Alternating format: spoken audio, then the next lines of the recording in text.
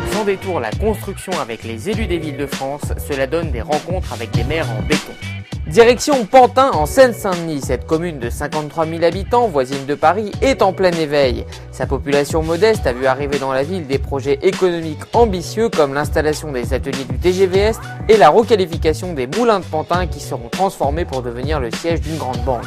Côté urbanisme, Pantin est en pleine mutation avec des opérations de démolition-reconstruction de logements sociaux ou de rénovation d'équipements. Ce dynamisme est porté par Bertrand Kern, maire de la ville depuis 2001. Il croit à un Pantin ambitieux qui saura évoluer sans perdre son esprit.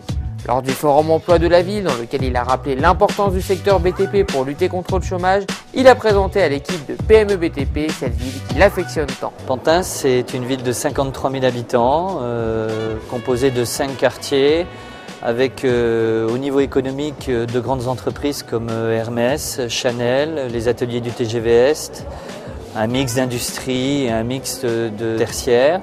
C'est une population qui est souvent d'origine populaire, avec des niveaux moyens de revenus qui sont largement inférieurs à la moyenne nationale, mais aussi à la moyenne régionale. C'est une ville une mosaïque de jeunesse, d'origine, de sociales diverses. Et c'est une ville que j'adore. Monsieur le maire, quels sont les projets d'urbanisme que vous menez actuellement à Pantin? Au niveau urbanistique, nous avons le grand projet de ville des Courtilières, 200 millions de chiffres de travaux, 200 millions d'euros, avec 6 000 habitants et 2 000 logements, ces logements qui vont tous faire l'objet d'une réhabilitation ou d'une démolition-reconstruction. Et puis un grand projet de quartier sur les 4 chemins qui se monte à 100 millions d'euros, avec sur 5 ans entre 20 et 25 immeubles qui vont être démolis et qui vont être reconstruits. Et puis toute une série de constructions disséminées sur la ville. Monsieur Kern, est-ce que vous pouvez nous dire de quel bâtiment récemment construit ou rénové à Pantin vous êtes le plus fier? Il n'y en a pas une qui me rend le plus fier, il y en a plusieurs.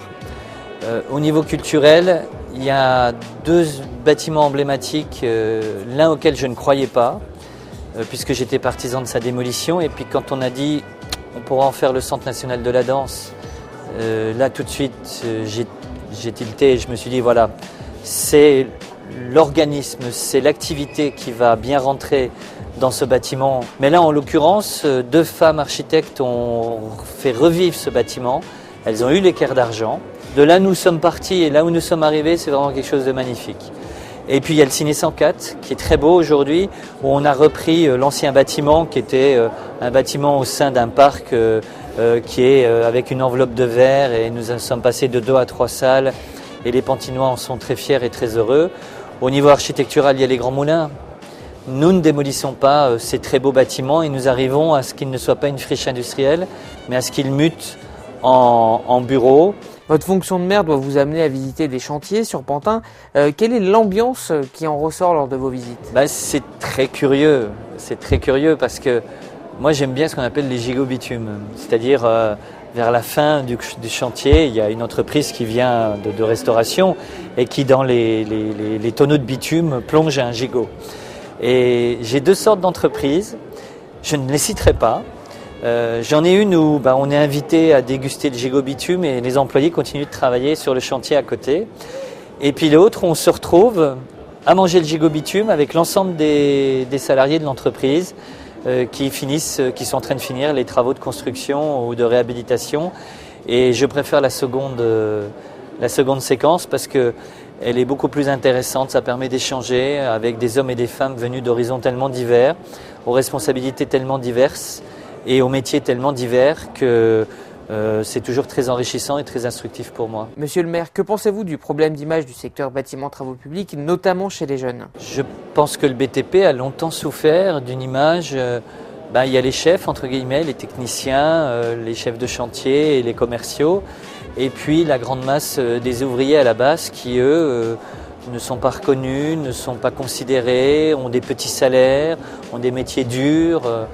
Je pense que les métiers du bâtiment ont compris dans les années 80 que c'était problématique pour eux. Et quand on se retrouve aujourd'hui en 2007 et qu'on voit quelle est l'activité de construction en France et dans notre région et même dans ma commune, ils ont besoin maintenant de recruter. Ils ont besoin parce que le volume de construction en France ne cesse d'augmenter.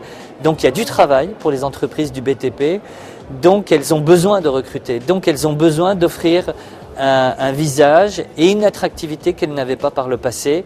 Et on sent que ça commence à payer, c'est-à-dire que l'image commence à se modifier et on sent que les jeunes qui ne voulaient pas travailler dans ce secteur, en apprenant d'abord qu'il y a de l'emploi, ce qui est intéressant pour eux, et qu'en plus de ça, l'image des métiers commence à se spécialiser et commence à changer d'image. Et bien ils se disent, tiens, et si je travaillais dans le BTP, c'est plus quelque chose qui était écarté d'un revers de main par beaucoup de jeunes par le passé. Monsieur Kern, en tant qu'employeur dans votre mairie, est-ce que vous aussi, vous avez du mal à recruter? Alors ça dépend à quel niveau. Je cherche un chargé de communication. Je passe une annonce dans les journaux spécialisés. J'ai entre 200 et 300 CV. Je cherche un ingénieur bâtiment ou un ingénieur voirie. J'en ai 2 ou 3 de CV. Et encore, en général, ils travaillent déjà. C'est vrai que les entreprises, les collectivités locales sont en concurrence sur le marché de l'emploi sur ces thématiques et ces secteurs. Eh bien, merci Monsieur le maire. Est-ce que pour finir, vous avez un message à adresser au monde du BTP? Un message que j'ai fait à faire passer pour les professionnels du BTP, l'image de votre métier a beaucoup changé, en positif. Il y a encore quelques efforts à faire, je pense notamment pour qu'au niveau des jeunes et des jeunes diplômés, vous soyez encore plus attractifs parce que je pense qu'on a la chance que le bâtiment et le travaux publics est un secteur où il y a des forts gisements d'emploi pour les jeunes et pour les chômeurs et les demandeurs d'emploi. Parce que n'oublions pas une chose, 90% des gens qui n'ont pas d'emploi aujourd'hui demandent qu'une seule chose, c'est d'en trouver un. Et si, par le biais de la formation vous pouvez leur offrir, vous arrivez à faire que ces jeunes et ces chômeurs puissent reprendre un pied à l'étrier pour trouver un emploi, moi je suis sûr que vos entreprises ont tout à y gagner.